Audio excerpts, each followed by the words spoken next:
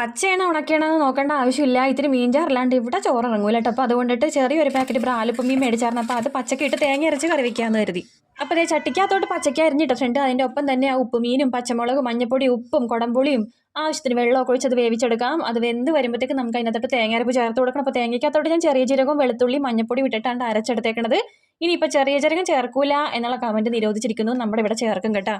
അപ്പോൾ ആ ചാറൊന്ന് കുറുകി വരുമ്പോഴത്തേക്ക് നമുക്ക് തിള വരുന്നതിന് മുൻപ് തീ ഓഫാക്കാം കേട്ടോ. എന്നിട്ട് കടുക് വറുത്തിടാം. പിന്നെ ഞാൻ അവസാനം കേട്ടോ പാകത്തിന് ഉപ്പ് ചേർത്ത് കൊടുത്തേക്കണത്. ഉപ്പുമീൻ നല്ല ഉപ്പുണ്ടാവുമല്ലോ. അപ്പോൾ അതേ നമ്മുടെ തേങ്ങ അരച്ച ഉപ്പുമീനും പച്ചക്കൊക്കെ ഇട്ട കറി റെഡി ആയിട്ടുണ്ട് കേട്ടോ. ഇതിന് അയലയാണ് കൂടുതൽ ബെസ്റ്റ്.